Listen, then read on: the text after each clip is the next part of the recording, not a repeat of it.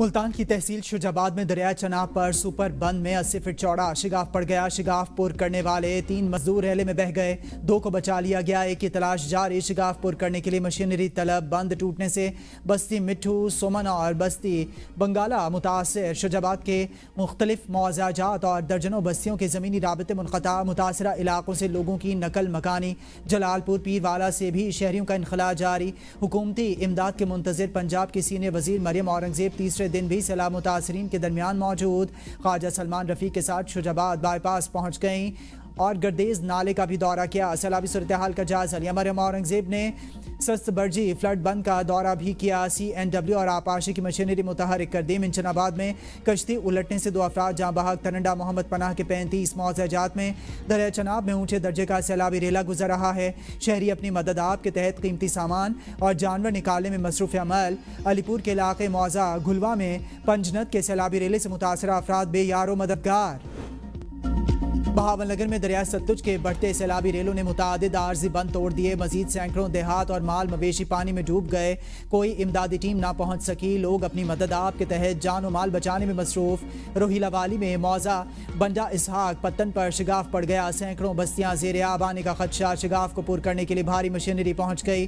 قصور میں سیلاب سے ہر طرف تباہی، لاکھوں ایکڑ پر کھڑی فصلیں بہہ گئیں۔ منافع خوروں نے کسانوں کی مجبوری کو کمائی کا ذریعہ بنا لیا۔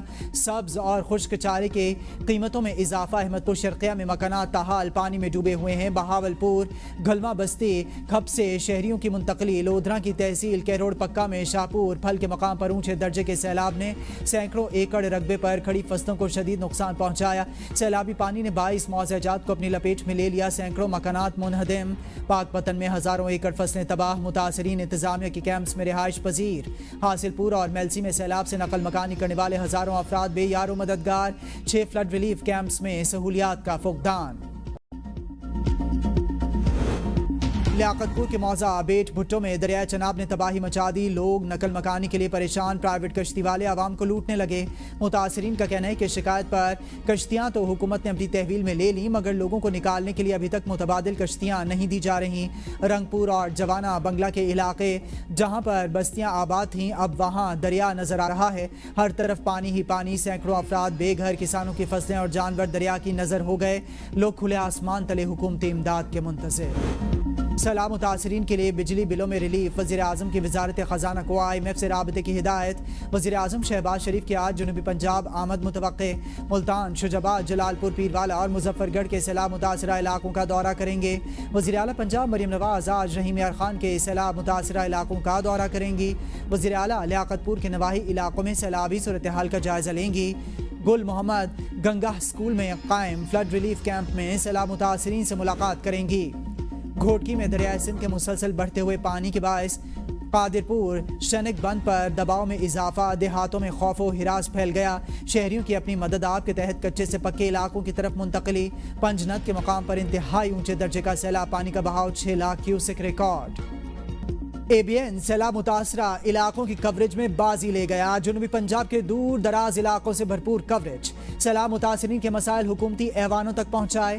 لمحہ بلمحہ صورتحال سے باخبر رہنے کے لیے دیکھیں صرف ABN نیوز۔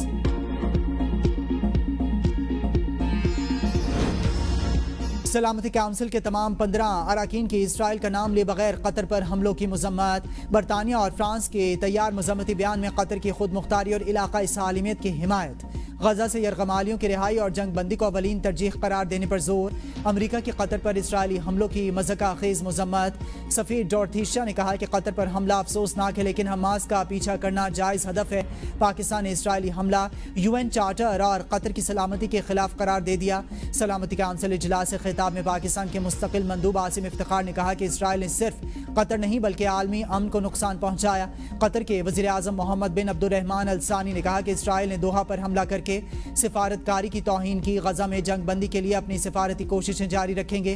قطر کا ثالثی کا کردار عالمی سطح پر سراہا گیا۔ वज़ीर आज़म शहबाज शरीफ की कतर के अमीर शेख तमीम बिन हमद अल सानी से मुलाकात। मशरिक़ वस्ती में इसराइल की ढिठाई से जारी जारहत रोकने की ज़रूरत पर जोर। कहा इसराइली हमला कतर की खुद मुख्तारी और इलाक़ाई सालमियत की खुल्लम खुल्ला खिलाफ वर्जी है। दोनों ममालिक एक दूसरे के साथ खड़े हैं। दोनों रहनुमाओं का इलाक़ाई अमन के फ़रोग़ देने, बैनुल-अक़वामी क़वानीन की पासदारी और फ़लस्तीनी आवाम के जायज़ हुकूक़ की हिमायत में करीबी हम आहंगी बरकरार रखने पर इत्तफ़ाक़। शहबाज शरीफ का 15 सितंबर को गैर मामूली अरब इस्लामी सरबराही इजलास की मेज़बानी के कतर के फैसले का खैर मकदम। भारत की बिला जवाज़ जारहत के दौरान पाकिस्तान के लिए कतर की भरपूर हिमायत पर अमीर कतर का शुक्रिया अदा किया।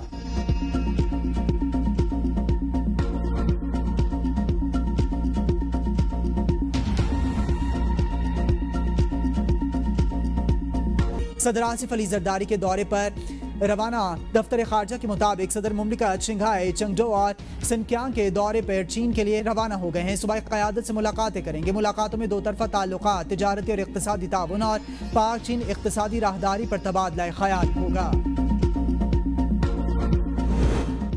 बिलावल भुट्टो का सैलाब मुतासिरीन के लिए बैनुल-अक़वामी इमदाद की अपील का मुतालिबा। माहौलियाती और ज़रई एमरजेंसी के ऐलान का खैर मकदम।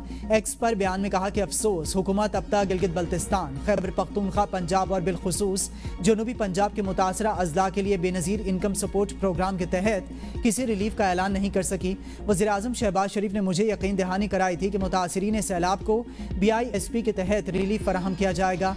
अक़वाम मुत्तहिदा के निज़ाम के तहत बैनुल-अक़वामी इमदाद के लिए अपील में ताख़ीर नाकाबिल फ़हम है।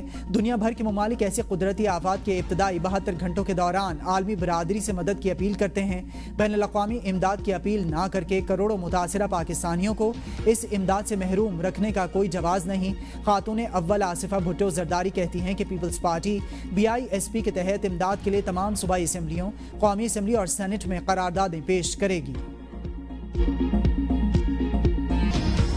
1965 की जंग के हीरो मेजर अजीज भट्टी का 60वां यौम शहादत। सदर, वज़ीर आज़म और फील्ड मार्शल समेत तीनों मुसल्लह अफ़वाज का शानदार अल्फाज में खिराज अक़ीदत। शहीद की कुर्बानी को कौम के लिए जुर्रत, अज़्म, ईमान और कौमी वफादारी की रविश और मिसाल करार दे दिया। GOC major general Azhar Yasin की गुजरात में शहीद के मज़ार पर हाजिरी, फूल रखे, फातिहा खानी की। वज़ीर दाखिला मोहसिन नकवी ने कहा मेजर अजीज भट्टी शहीद ने अपने लहू से वफा की वो दास्तान लिखी जो तारीख के सीने पर नक्श हो चुकी। सदर मुमलिकत की शहीद मेजर अदनान और मुइज़ शहीद के घर आमद, अहल खाना से ताज़ियत की। सदर मुमलिकत ने शहदा की जुर्रत, क़यादत और हुब्बुल वतनी को खिराज तहसीन पेश करते हुए कहा कि शहदा की कुर्बानियाँ आला तरीन रिवायात के अक्कास हैं। पाकिस्तान दहशत गर्दी के मुकम्मल खात्मे के लिए पुरअज़्म। रावल डैम भर जाने पर स्पिल वेज खोल दिए गए। कोरंग नाले में पानी के बहाव में इजाफा, बारिशों से हब डैम भर गया। लेवल 338 फीट तक पहुंच गया। सिर्फ 1 फीट गुंजाइश बाकी। डैम के स्पिल वेज से किसी भी वक्त पानी का इखराज हो सकता है। महकमा इरिगेशन ने अलर्ट जारी कर दिया। हब नदी के किनारे रहने वाले रिहायशियों को नकल मकानी करने, क्रश प्लांट मालिकान को मशीनरी और लेबर फोर्स फौरी तौर पर नदी से निकालने की हिदायत। सैलाबी सूरत हाल के पेश नज़र MD कैट का इम्तिहान 5 अक्टूबर के बजाय 26 अक्टूबर को होगा। वज़ीर सेहत मुस्तफ़ा कमाल कहते हैं कि फैसला तलबा के वसीतर मफाद में किया गया। हुकूमत हर तालिब इल्म को यकसां तालीमी मौक़े फराहम करने के लिए पुरअज़्म है।